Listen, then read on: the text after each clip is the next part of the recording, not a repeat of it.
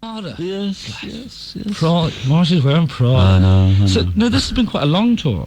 It has. It's gone on for about 6 weeks so far, and we go on till December the 20th.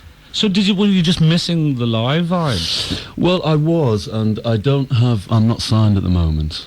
Yeah, but that's through your choice, it's not work. Well, not really. I mean, the record company I was on dissolved, so suddenly I was free, and I am free, and thank you.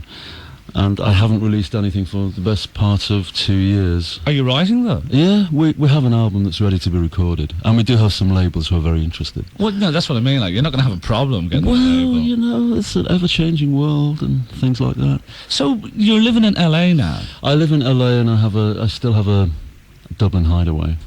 Well, Dublin is a hideaway, really, isn't it? Exactly. So, so you've no place in London anymore? I have no place in London. I've chopped every tie. No desire to...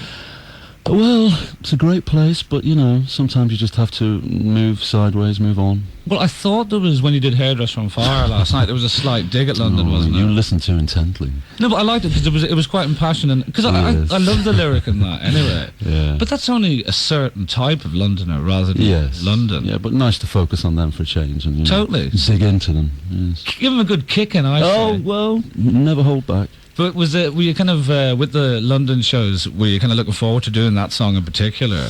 Yes, I was, and because I've changed certain lines and I just wondered how people would take them. But, you know, so far, everybody's all smiles. And I believe, like, throughout, I don't know about Europe, but you are getting that football kind of anthem. Yeah. Like last night, it's on Morrissey. It's incredible. I mean, incredible throughout Europe. It's incredible that it happens everywhere. But there really always was that slightly football-y crowd. And I don't know why the press began to write, you know, Morrissey as sado audience and things like that. I don't know. That never existed. I know, because I'm going to see Crystal Palace play QPR today. And talking of sado audience. Yeah, no, totally. But when Palace score, I'm just going to go, Morrissey, and see how they... They'll all join in. Because are you West Ham, though, or just not really? Slightly. Do you not miss the football with LA? Not really, no, not really. What do you miss most? There must be something. I miss gossip, I miss the wit, I miss the exchange of silliness and people always understanding what you're saying and, you know, throwing in these little Alan Bennett type references, which you can't do in LA. Well, you can, but people just go, what? Well, exactly, so you can't really do it. So, but, so I just can't get to grips with you living in LA, you know? Well, it was an accident and something I never planned to do, but I like it, and I like the sun, I like the brightness, and I live a very quiet life. It's not really as if I'm part of this great big rock and roll circus. I'm not. I don't know anything, you know, anybody remotely pop starry or industry-ish. You don't hang out with Guns N' Roses? I've tried, but they just won't let me in. They won't let me in. Those fools. I know. But day to day, like, have you got a nice network of friends over there? Small. But small, nice core. But they're nice people. Yes, nice people. Are they expats or Americans? They are mostly Americans. So no cricket on a Sunday and stuff like that. Hard to believe, but no. It's frightening. What I want to do is give you a little... I know you do. You want to break now, don't you? No, I want to play Meat is Murder, but you more or less made a political statement last night. Yes. Which we talked about earlier on. You said slavery trade, Holocaust, meat industry. Yes. So, because also you mentioned the fox hunting. Yes. So, are you keeping abreast of things in England? Yes, I'm trying to. I mean, I hate to read British newspapers because I really dislike them. So it's quite difficult to therefore keep abreast, but I do try. And is this like... the fox hunting is a big issue for you? Well, it's a very interesting issue for me because here we go again, and the belief that Tony Blair will has any interest in passing the bill, I think is just a joke. It will never happen. Right. And of course, the dopey princes, Charles, William, blah blah blah blah, they enjoy it, and it's the right to kill, and they must have their right to kill, and it won't go through. And in living in LA as well, like the vegetarianism is probably, they find that totally extreme, I take it. Well, not really. I mean, it's changing slightly, but it's not part of the common language, really. So are you living on salads? Yes, and I think I look reasonably well. I know better than reasonably well. Well, I know people who eat animals and they look absolutely atrocious. So this old myth of, you know, the protein in animals is a joke. I mean, as far as I know, eating animals, they're all cancerous, and they kill most people. No, well, I'm vegetarian myself, and for political reasons. I loved the taste of meat when I was a kid, but I kind of, once I realised what it was... Yes, of course. And how it becomes what it is. Yeah. But you don't do much campaigning on the subject? I don't really get asked to do anything like that. I don't actually get asked to be involved in most things in pop music, which most of the time is a blessing. But I'm not really part of the, you know, the little pop society. You didn't get invited to number 10 that time when all the... I've never been invited to number 10, no. Or number 9, or number 11. Who lives in number 11 though? Is that the... Well... They put all the dead animals in there, don't they, before they eat them? Do. I think they put all the old prime ministers there. But was it very much like you finished this tour with the actual gig with Meat is Murder? Yeah. So is that is that kind of you know, why did you finish with it? Well, it's very, very important to me, and people occasionally say to me, "Are you still vegetarian?" which really annoys me. So it's still very, very important to me, and with all the live export thing on the television recently, the animals being exported to Greece and other parts of Europe, which is the most atrocious thing I've ever seen. The saddest, cruelest thing I've ever seen. I just can't believe it still happens. So therefore, for me to sing Meat is Murder, I mean, if it just means that 5 people think about it, you know, I will keep doing it. Well, I say, you know, a lot of respect for you for doing that. Thank you. But let's play that song now, and we'll sip water. Yes. This is the seminal song from the Smiths, Meat is Murder. Of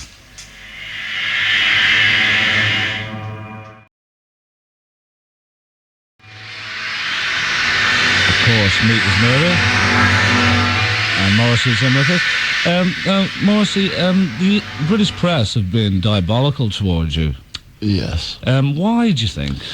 Well, I don't really know. It started almost 10 years ago, and I thought it was going to be one of those faddy things with the press, but it turned out not to be. It has lasted for almost 10 years, and it goes on and on and on. It gets worse and worse. Does it hurt? It hurts the people around me, but I've become quite used to it. But, you know, you can say that, you know, but... Does it, like, you know, I want to know, does it actually hurt? Because it's not nice reading stuff about yourself. No, it's not very nice. But the thing is, if you have an audience who is incredibly dedicated, you also get critics who are very dedicated to pulling you down. And that's the flip side of it. And they also don't go away. And they're also waiting for your next CD, blah, blah, so that they can say you're absolute crap again. Yeah. But they don't go away. But see, it must be so frustrating because, like, you were the darling of the press in a way, and you always gave good interview, and you, like, you gave them the cover so they could sell the magazine. Yes. And was it a situation where you were saying, no, I don't want to do an interview, so they went, right, we're having it? Yeah, I mean, there's a story behind every single bad review, and there's a history behind every single embittered journalist. They try to get you, they want you to meet them at the pub, and if you don't meet them at the pub, they spend their lifetime trying to get to you.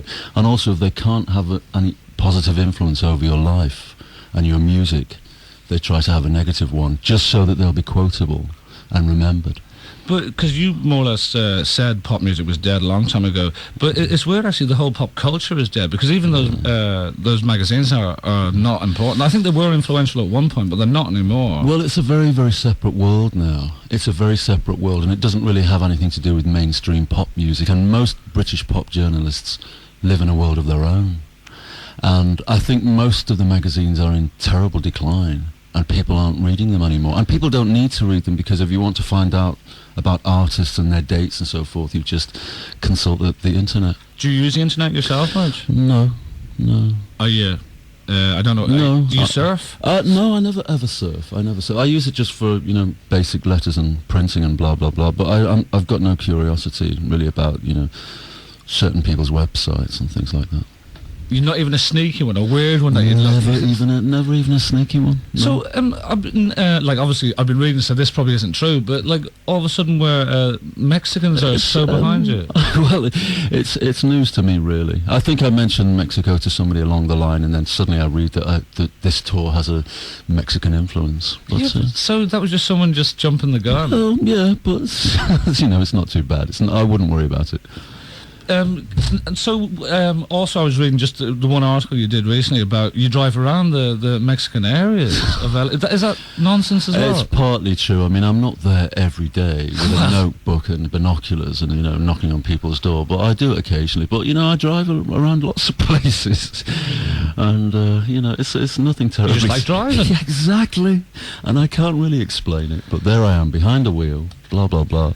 With the new material that you've been written, which we haven't yet to hear, because you wouldn't do any new stuff. Is that for a reason? Yeah, I'd rather wait till I have a new label and so forth, because maybe I'd do some new songs and people would say not very nice things about them, so it dampens the situation somewhat. Well, no, that's fair enough. But also, there's many songs that I'm doing now that I've never sang before, or haven't sang for a long time. Yeah. So it's not as if it's the same set as 2 years ago. Actually, the amazing thing last night was, even though you did 3 Smith songs, was that there was no big deal made out of them. They fitted in nicely with everything else. Yes, well, they're a part of me as much as any other songs, and I don't feel that I should distance them and say, well, they belong to those people that time. But you did for a while, though, didn't you? I did for a while because I wanted to become established as a solo person. I mean, if I had gone in 89 and 90 and gone on tour and sang Smith songs immediately, people would have just persecuted me. No, I think that's true enough. But with the new material, subject matter, where is it at? Well, subject matter, it's it's always me and my views, and I can't explain it beyond that. Really, it's just my life. But it's kind of there's an England you kind of pine for, which is no longer existing. Yes. Is that still a lot of the nostalgia? Not really. I think that's been worked out, over the past 20 albums. I'm sure there's another 20 there. You can't just dismiss nostalgia straight away. I think I hammered that one. No, because it's because last night as well, just listening to a lot of the lyrics, and I was wondering because having emigrated myself from Ireland to England, I know there isn't a huge cultural difference. Well, there is in many ways, let me say. But, the same influences are knocking about. I find you can write more about your hometown when you leave it. So that's why I was asking about the subject matter. Are you writing more about England again now? Not really. I mean, yes, I know what you mean, that distance, you have a clearer vision with distance, but no, that's not happening to me. That's not happening. So just brand new subject? Yeah, I think so. I'd say so. And are you kind of who are you writing with the band? Or? Yes, with Alan and Boz. So are they in LA as well? Yeah. They're not. No, they're still here. And so you say you know where you've got the lyric, and you go get on the plane to LA. Yes, that's exactly how it happens. We're amusing. That's exactly what I say. So are you writing most days as well? Yeah. Yes, night and day. Now you said years ago you'd never write a novel. Is that still the case? Well, I just feel that I think there's time. I don't want to leave pop music, and I still want to make some more albums. And I know I've been around a reasonably long time now, and people are always saying to me, well, why don't you do something else, and why don't you do something else? And then, of course, you do something else, and people say, well, why don't you do something, and why don't you make an album? So I think that there will be time to do other things. Because, obviously the lyrics are always pretty spot on, but, do you find there are certain subject matters where you can't really, you might belittle it by putting it in a 3-minute lyric? No. You just think you can always... I think so. I think there's a way to say everything, really. Within 3 minutes? 2.5. Right. God, I've been wasting my time writing novels for the last 2 years. I should have just wrote a song. I was about to tell you that. That's fair enough. I'll send you a copy. Thank you. Let's have another song, because I thought this was certainly my highlight last night, Break Up the Family. Oh, thank you. Because, no, certainly isn't a criticism, but it was... Please criticise me. With songs like... I've got leather skin. Haven't we all? But songs like Boy Racer, because emotionally, when you're singing that, you don't have to kind of it's an anthem and stuff. Yes, yeah. And when you do Break Up the Family, you have to put more into it. Yeah, but they're very different songs, and they each have their place. And if Boy Racer being the second song of the night, I mean, if Break Up the Family was the second song of the night, I think there needs to be some kind of initial charge. Right. Right. No, I'm kind of getting my head around a bit. So that's right. That's the thing so you want to get the adrenaline going, so do some fast ones at the start. Well, yeah. I mean, is that so complicated? No, I'm thinking it's a bit too simple. Well, the best things are. So So the gig is start off with a few fast ones, then hit them with the... I think so, yes. Just creep round behind them and hit them with the soft ones. All right, well, here's one of the soft ones. Soft rock from Morrissey. Break Up the Family.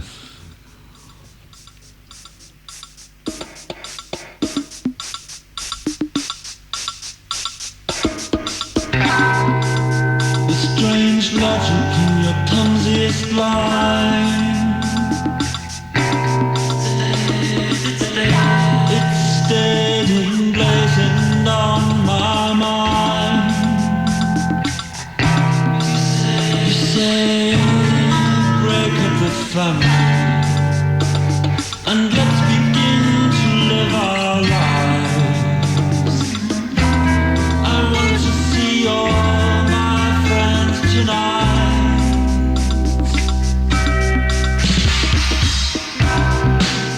It wasn't youth, it wasn't life, born old, sadly white. Resigned where we were to ending our lives. I'm so glad to grow older, to move away from those awful times.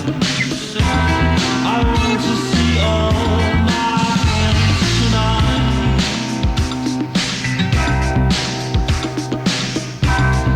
Yes, you found love, but you weren't at peace with your life. Homemade, full of hate, despise the ties that bind. I'm so glad to grow older, to move away from those younger years.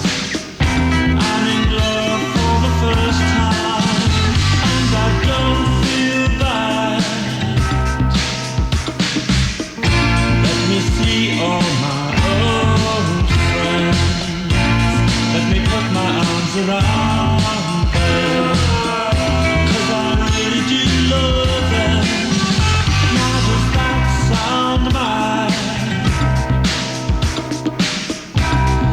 Captain of games, solid friend, I stood on the touchline. Hailstones driven home in a car, no brakes, I don't mind. I'm so glad to grow older, to move away from those darker years. I'm in love for the first time, and I don't feel bad. So wish me luck, my friends, goodbye.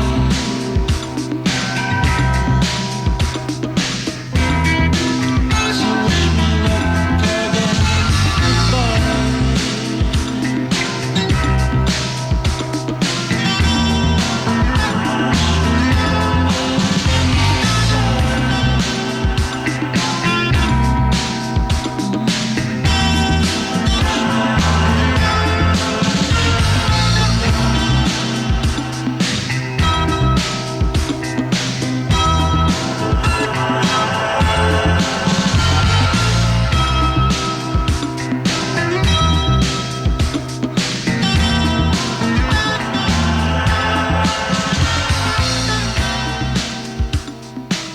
A fine moment there in pop from the Morrissey. That was so with the first solo on Viva Hey, everyone was so surprised because it came out so quickly and it was so brilliant as well. Were these songs you'd been storing? Not really, no. They just all happened at the spur of the moment, and lots of them happened in the studio, so it was very quick. And was it like, because at the time, obviously the Smiths, were so big, there was a lot of pressure on. Did you feel that pressure, or were you saying, no, I'm just doing my own thing? I didn't really have time to think about the pressure, and I didn't want to waste time, and I wanted to go in as soon as possible. And Johnny and I had signed to EMI. Who's Johnny? No. Sorry, little joke. Well, Johnny and I had signed to EMI, and that deal had to be fulfilled. So as soon as the Smiths split, EMI pounced on me and said, don't think you're free. You have to fulfill this Morrissey Marr contract, which I was quite happy to do. But how did that work out when it was a Morrissey Marr contract? Well, there you go. We can't talk about that. Well, we can, but you know, it's a bit frustrating. Sure, and also, like, it is annoying for you because, like, that is such a long time ago now, and it is disrespectful to your solo career. Well, it's just that I've been solo for 12 years, and the Smiths were 5 years, and but people seem to always want to talk about the Smiths, always.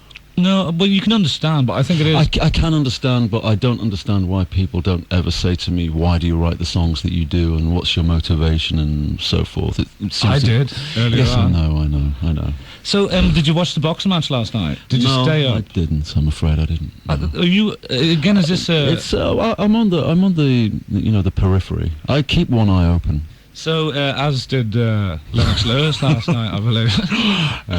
But is it, so if you were in America, you wouldn't know when it's Morrissey on the phone, I want to be in the front row. Oh, yes, definitely. You know, I am that flash. No, I don't do things like that. I say, hello, I'm Morrissey, could I possibly be on the back row? I want the seat by the door. Yes, please. Yes. So you're about to tour America as well. And, like, the thing is, you were, as a solo artist, always much bigger in America. Yes, yes. So is that, again, one of the reasons you went to LA? Yes, it was, because it was a very welcoming place for me, and the audience was so big, and the situation in England was so bad for me, and I was being called and accused of everything, and then, of course, this terrible Smiths trial thing happened, and I got lots of bad publicity from this horrible judge. So I just thought, well, what's really the point? What really is the point?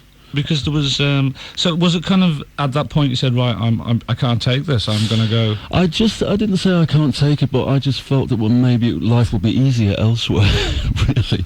I mean, when you have journalists prying and going through your dustbin and saying terrible things about your parents and your parents' background, you just think, well, what's the point? But have you got any of that in America, though? No. I mean, the American press actually completely disregard me. The only thing I have in America, the only thing I've ever had is a large live audience. Otherwise, the American media don't take me on at all. Because it was, like, it's quite a strange thing to do, is do a very big tour when you're not plugging a record. Yeah. But is that because you just missed the live... You know, we talk about this a little bit. It is that. It's also because I felt I could do it. And... I felt that I didn't need the press to do it, and I didn't need to release anything to do it. And I know that the audience I have are very strong, and they're waiting, and we can do it without anybody's help. But surely, as a writer and a musician, you want to get new audiences as well. Yes, but I don't know whether that's possible really, because I never get any kind of promotion ever. I mean, I'm doing 4 nights at the Forum over these nights, and my name isn't even outside the venue. There's no posters in London as ever to advertise the gigs. But that's because they're sold out anyway. Well, yeah, but it always seems to be the fate I have. I never get publicity. Actually, we've got 3 pairs of tickets for tonight. Do you want to set a question? Because it'll be even a bigger thrill for the winners then. Right. Can I have a minute to think about it? Certainly can. Can you put the clock on, please?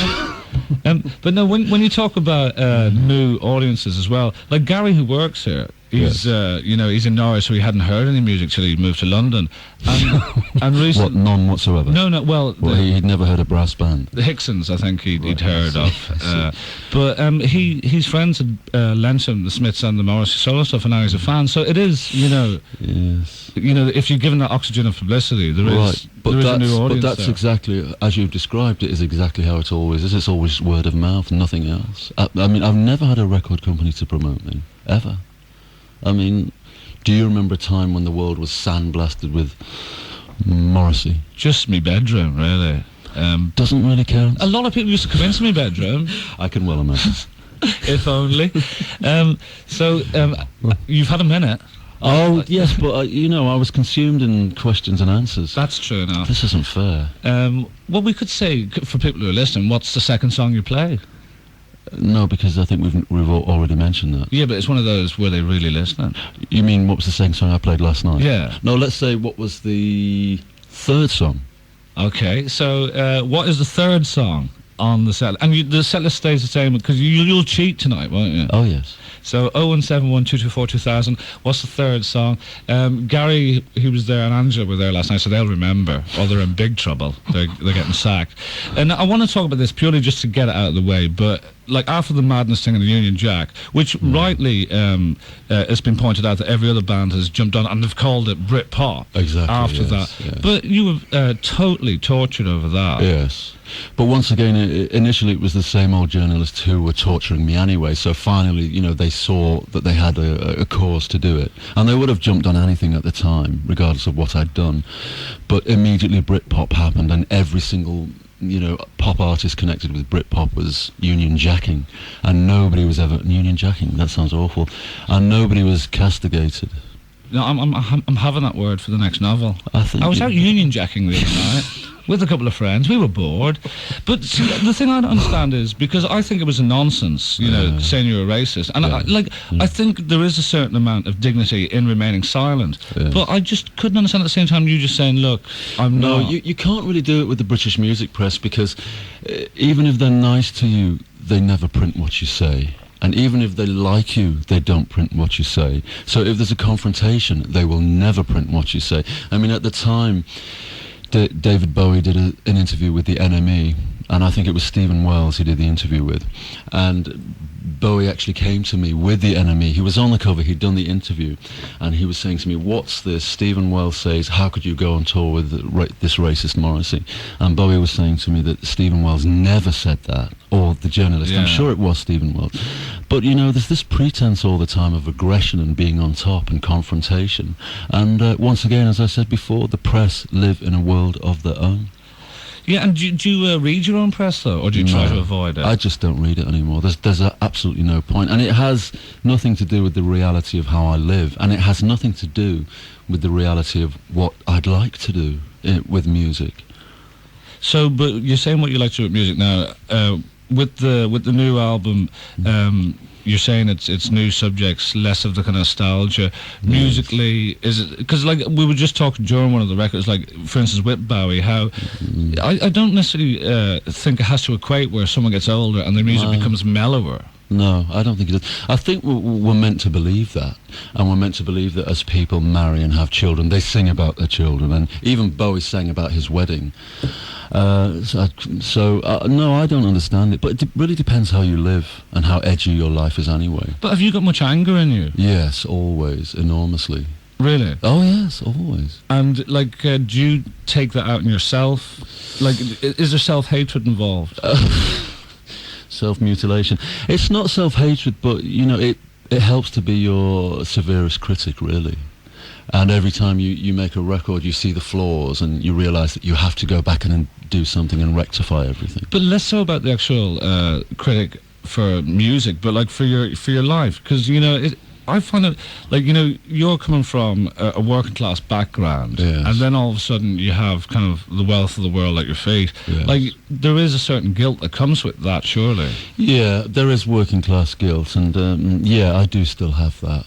And I am very nervous about money. It's like Kirk Douglas saying that he always expects his money to be taken away from him, even now, because he was born in extreme poverty. And, you know, when you're working class, you're drilled with the belief that there are governing classes elsewhere who know better than you and who know what's best for you. Yeah. And I fight with that. So is that one of the reasons that you're continuing with the court case? Well, I'm continuing with the court case because it was very unjust, and it was severely unjust to me, and the judge, John Weeks, was appalling and very injudicious and very unintelligent and very, very rude. But the whole judicial system in England is under incredible review now. People are really criticising it. People are sick to death of these old judges who don't know what they're talking about, effectively destroying people's lives. And it really has to come to an end, because it's the old England. And there is no governing body in England whereby you could complain about judges, because the Lord Chancellor, Lord Irvine, who professes to take on complaints about judges, they don't do anything of the kind. They just collect your complaints and give them to the judge and protect the judge.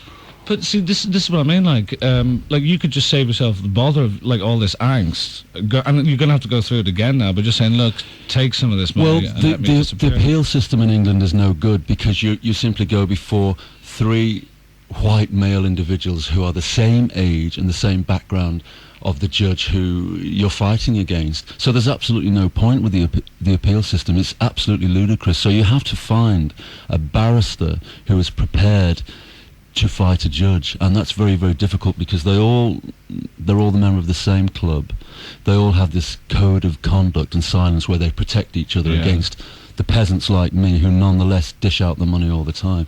It's an astonishing political system that really is so old and has to end. Yeah, they should make them just box each other, you know? Well, that would be much more interesting, but unfortunately what they're really doing is just wreaking havoc on people's lives. And I think of this Judge John Weeks, and every single day of his life he's passing judgment over other people, and I think it's tragic.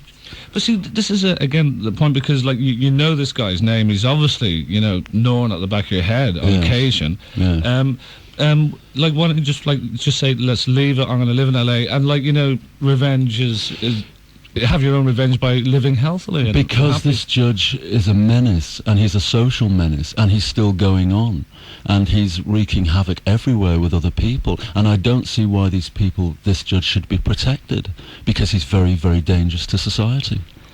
Well, but you know, obviously I don't know as much about it, but you definitely, he's got you. He's making you angry. Well, is there a song about him in the next album? Well, I'd never please him that much, because you know, judges, they want to be remembered, and they will be outrageous so that we'll all remember them forever.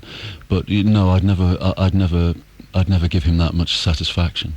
Well, I think that's the proper way to do it. The ticket winners, by the way, were Sam in Fulham, Mark in Epsom, and Pauline in Maida Vale. We'll have a song, and then we'll chat on about less kind of court casey type stuff, because I'm kind of not fully I'm not up to it as much as you are yourself.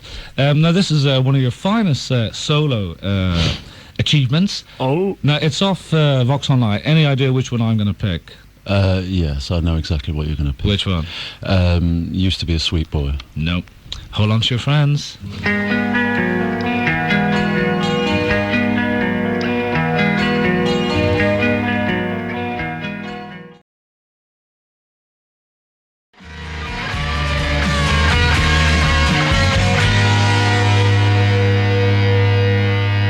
Hold on to your friends. Morrissey, what's your favourite song of your own? It's a song from the album Your Arsenal, and it's called We'll Let You Know. Oh, yeah, I like that. But why is that a particular favourite? I don't know. It seems to sum everything up somehow. I don't know. And you're not doing that on this tour, though? No.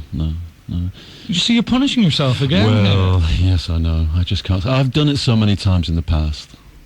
I've done it so many times. So, is that a lovely freedom, actually? Not because when you do a tour, usually you are promoting an album, so that has to become the main. I've never applied that logic personally. I find that none of the usual pop logics really apply to me, and that's quite nice. But when you have when you build up a catalogue of songs, it's quite nice to be able to be very choosy. So was that fun at the start of this tour, kind of getting the big list in front of you, going, oh, that one? Yeah, it's very much fun. Yeah. And it, totally your decision with the boys going, we like to rock out with... No, they don't say that. They don't say that, no. Because it must be a bit strange for them, really, because the focus is... I think people will come away from your gig last night and go, what's there a band on with them? Because well, it's an incredibly happy unit. Everybody's very, very happy. And once again, people never ask me about the musicians, and people never want to interview them, which mystifies me, but it's a very, very happy unit. But the sad thing is, even if they did interview them, they'd be going, so what's Morrissey like? Yeah, I think they know that, actually. Yeah, so they avoid all that. Now, when you get back to LA, talk us through a day. Talk you through a day? Well, you might nod off, I think. No, I'm interested. What time do you get up at? I don't know whether I should really tell you the truth, really. Tell me the truth. Well, lie if you want. I'm not... Oh, right, I'll lie. If there's a sparkle in your eye, I know you'd tell me the truth. No, I usually wake very early, but I usually do go back to bed. Bit of Sky TV? Not really.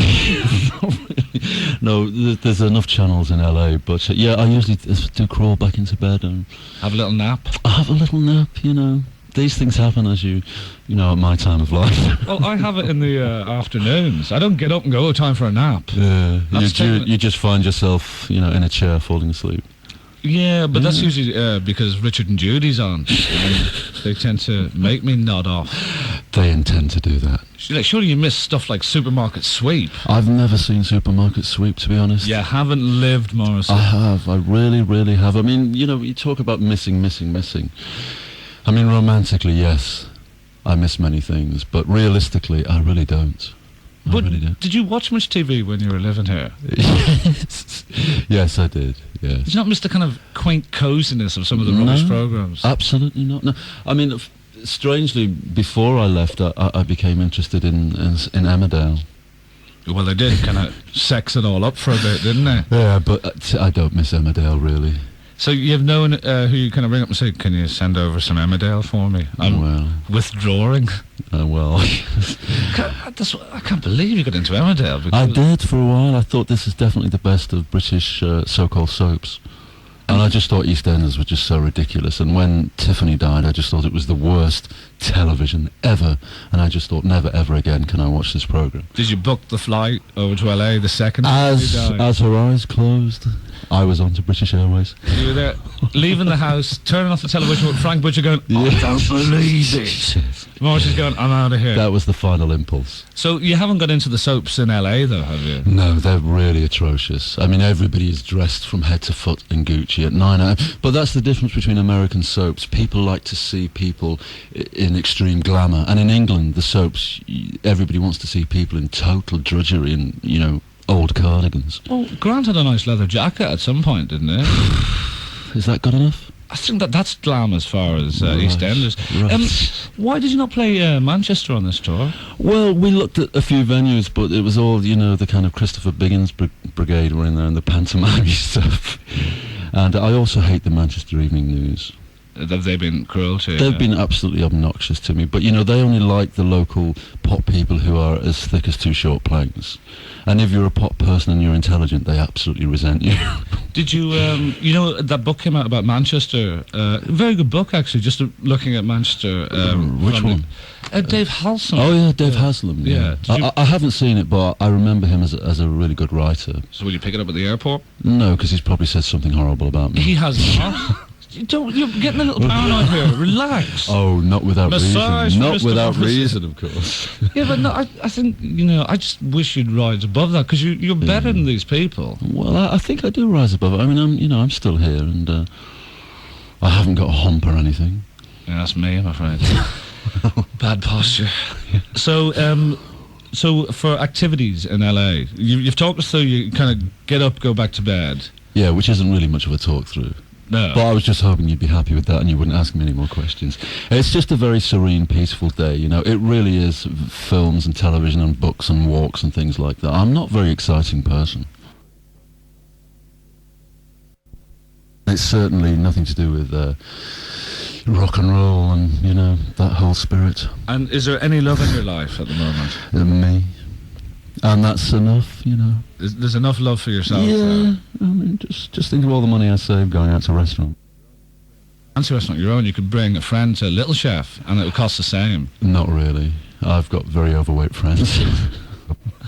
But you're in very trim condition, but you're saying you don't work out at all? I don't work out. I don't do anything at all. You're just in that car, Yes, driving absolutely, around. yes, stooping over the wheel. unleaded, I hope. Oh, everything about me is unleaded. And how many cars have you got?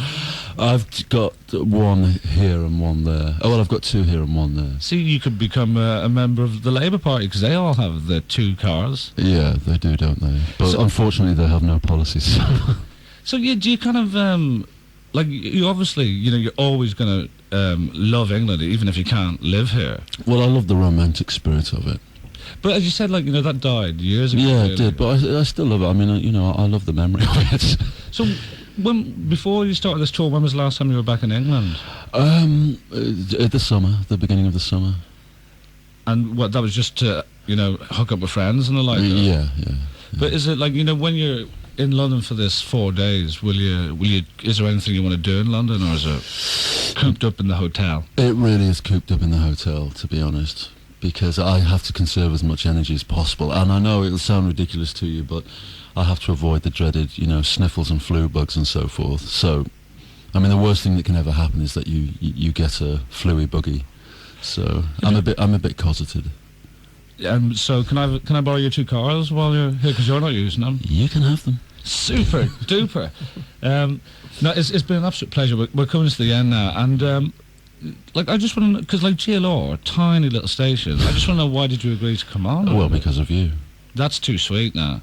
Oh, I am. I'm too sweet. See, I love you, so you can always have that love from a distance. I if you're know. only going to be loving yourself. Well, I feel it. And so with the European dates as well, are they more feverish for Morrissey than here now? Well, they've all been crazy, but Nottingham, Leeds and Liverpool were absolutely incredibly crazy. I mean, they're just beyond everything, really. So do you get a real buzz still from doing that? I do, because I think the audience have taken so much flack from the press, and I just think, well, you know, it's all very funny and we're all still quite happy and we can survive without anybody, so it's a great victory. Because it's, like, have you been looking into the audiences? Like, can Yes. you see them? Oh yeah, I examine everybody. I mean, you know, not literally, but... And what's the weirdest thing that's been thrown at you? Well, things get thrown to me, but not really at me. I mean, Yep, my people I just think mistake. very, very expressive, and it's all incredibly loving, and but thankfully it's very loud also. Nothing like loud love. Nothing like loud love. You've been watching porno movies in LA? No, we won't go into that. No. No, it's for the next 3 nights. It's because you probably won't be around again for a while, then, will you? I hope not. Well, this is a one big splurge of live stuff. Yes. Because this goes on for a while yet, doesn't it? Yes, it goes on to nearly the end of December. So you're gonna be staying in hotel rooms and keeping your agenda, no cold bugs when. Yeah. And you have you before you go on? Is there anything you do? Absolutely not. No, absolutely not. Do you get nervous beforehand? No, I don't, because if you get nervous, you ruin everything. And you can't get nervous also because it affects other people. And it's the old thing about keeping one's head while those around you are not necessarily losing theirs, but, you know. What, so that you're saying the boys get a bit nervous beforehand? Well, twitchy. And do you try and calm them down? Not really, but... Here's a Toblerone. Well, I've tried that method. But so is it very much like you're kind of going, come on lads, let's do it? Is there kind of a team thing? Oh, definitely. I mean, it is one. It's all a very spirited thing. It was quite nice as well that you didn't do the big pop star thing last night of letting the band come on and play a couple of kind of chords. That happens tonight. There's me kind of giving you the big love, and it's a fantastic start as well with the old light show beforehand and everything. Oh, it's not bad. It's not bad. Well, final question, Marcy. Album of the year? Have you been listening? Yeah, and there isn't one. There isn't. There just isn't one. Music's dead. It's in a terrible state. Well, it's been an absolute pleasure. And it's great to leave things on that note, isn't it? Isn't it terrible? In fact, Jason's gone, and that's his news headline. Welcome to GLO. It's 12 o'clock. Music is dead. Morrissey, it's a pleasure. I'll see you again tonight. Thank you. Here's Jason with the news.